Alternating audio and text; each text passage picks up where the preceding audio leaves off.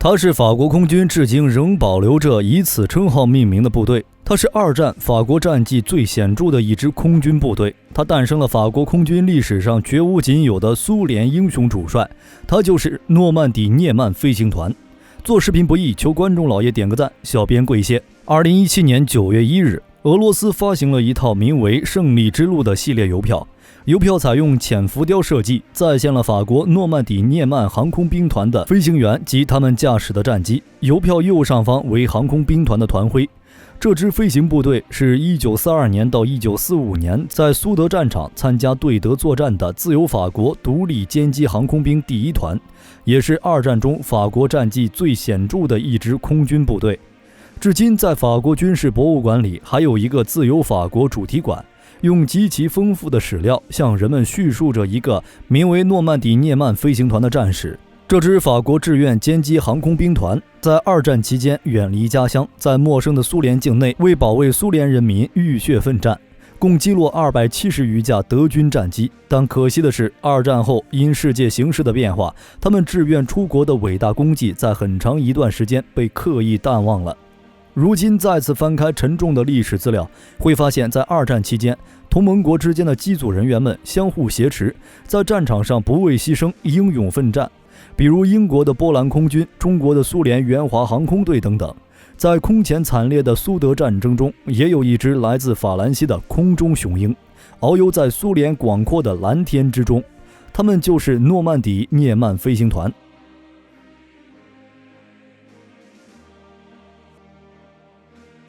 1940年夏，法国沦陷。德国为了实现完全控制法国的企图，扶持了以贝当为首的维希政府。但是有着拳拳爱国之心的法国人不愿就这样屈服于德国，有良知的法国民众在戴高乐的率领下，竖起自由法国的旗帜，继续与同盟国一道抵抗着轴心国的进攻，为祖国的解放贡献全部力量。1941年6月22日，德国闪击苏联，苏德战争爆发。在此之后，本着协同作战的理念，苏联大力修补同西方国家的关系。而在1942年的5月，在外交部长莫洛托夫访问伦敦时，与时任自由法国最高领导人的戴高乐商议后，两国正式建立外交关系。同年11月25号，苏法两国签订协议，组建法国志愿航空大队，进入苏联接受训练，参加对德作战。虽然在德国进攻法国时号称世界第一的法国陆军因其难以置信的溃败令世界震惊，但法国空军却值得称赞。在同当时战斗力极强的德国空军作战中，他们共击落600多架飞机。也因为这样，当得知法国战败的消息后，这些英勇的飞行员很是愤怒，很多飞行员们都不愿接受维希政府的指挥。大批法国空军官兵纷纷前往海外，经中立国瑞士和西班牙投奔戴高乐的自由法国运动，继续同德国作战。这其中就包括二战期间法国著名的战斗机王牌马塞尔·阿尔贝尔。但是令背井离乡的法国飞行员想不到的是，英国人对他们这些逃亡者充满了质疑。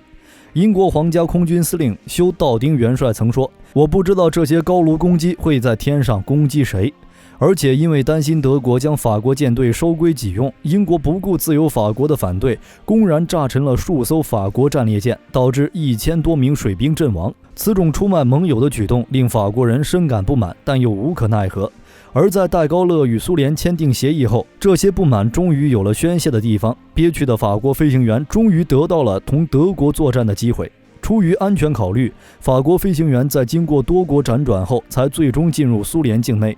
1942年底，法国飞行员在抵达莫斯科郊外后，很快便建立了诺曼底大队。当时的苏德战争已经进行了1年多了，不仅物资非常紧张，再加上莫斯科的严寒，让这些出生在温暖富饶的西欧的法国飞行员们很难适应。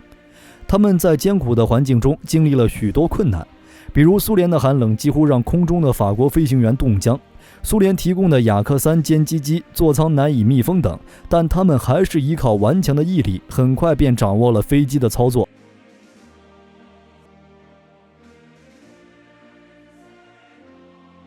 1943年3月22日，训练完毕，诺曼底大队开始首次在战场上进行实战。4月5日，王牌飞行员阿尔贝特首次为大队击落一架 FW-189侦察机，极大鼓舞了法国飞行员的士气。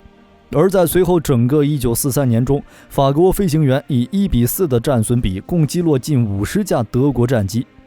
1944年2月7日，在自由法国第2批飞行员抵达苏联后，诺曼底大队扩编为诺曼底航空团，下辖3个飞行中队，随后又扩编为4个飞行中队。11月28日，诺曼底航空团改称诺曼底涅曼战斗机团，并获得苏联近卫称号。而在同一天，已经击落20余架敌机的阿尔贝尔获得苏联英雄荣誉称号。1945年初，苏军攻入东普鲁士，诺曼底涅曼战斗机团也进入德国境内。法国飞行员们终于能够在德国的领空中同德国空军进行作战。在第一天的空战中，便以自身零伤亡的代价击落29架敌机。在随后的几个月中，法国飞行员与苏军高歌猛进，直至德国战败投降。诺曼底涅曼战斗机团在苏德战争中共执行任务5000多次，与德国空军作战800多次，取得了击落敌机近300架的辉煌战绩。而诺曼底涅曼飞行团也有着不小的伤亡，包括第一任大队长让迪勒斯纳中校在内的近50名勇士牺牲在异国他乡。